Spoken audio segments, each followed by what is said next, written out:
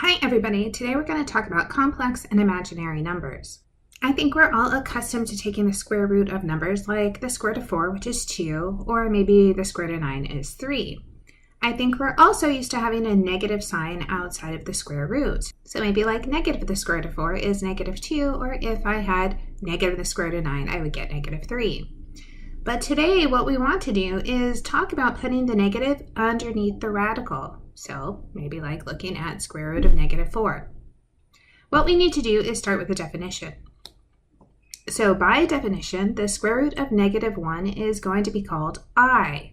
Because I is the square root of negative 1, when I square it, I get negative 1. So this looks like if I have the square root of negative 1 times the square root of negative 1, I just get negative 1.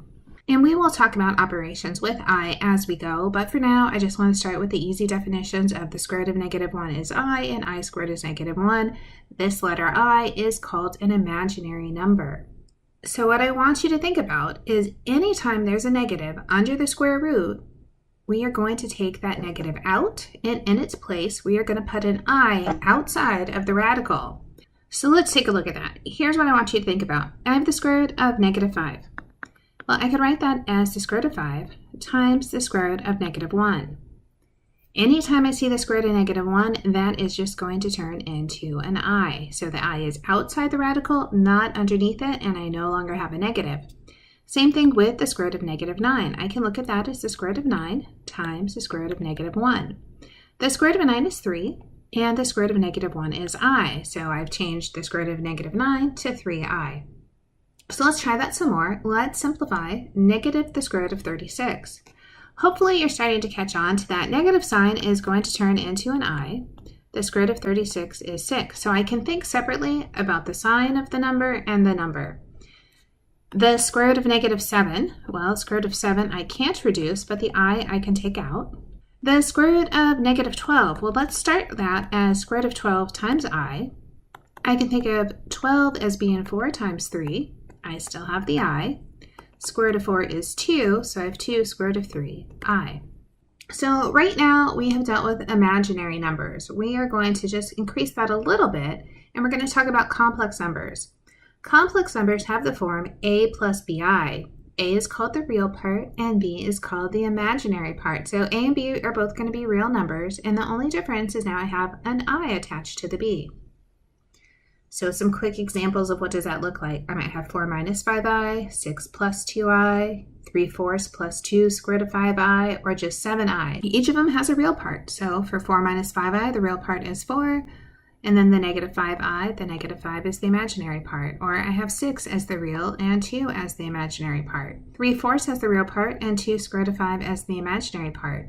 With 7i, there isn't an A really, but you could put a 0 there. So I would have a real part of 0 and an imaginary part of 7. Let's write each number as a complex number. We're going to write it in the form A plus BI. So our first number, I have 9 minus the square root of negative 36. I'm going to write that as 9 minus the square root of 36 is 6, and I put the I at the end. Then I have 5 plus the square root of negative 81. So I'm going to keep the 5, I'm going to keep the plus sign, square root of 81 is 9, and I write my I. The last one says 6 plus square root of negative 12. Well, we've done something like this before, so I'm going to keep my 6. I'm going to say square root of 12i.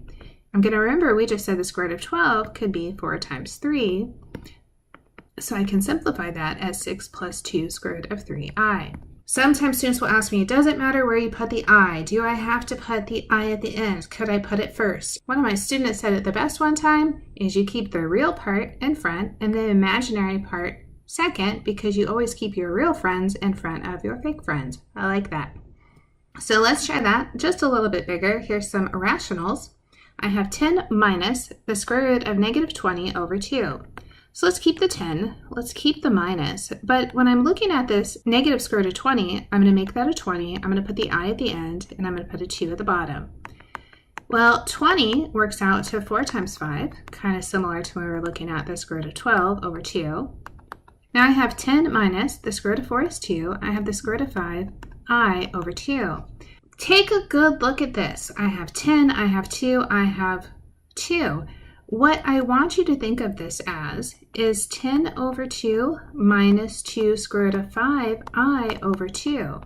That 2 in the denominator belongs to both pieces, 10 and 2 square root of 5. So 10 over 2 is 5.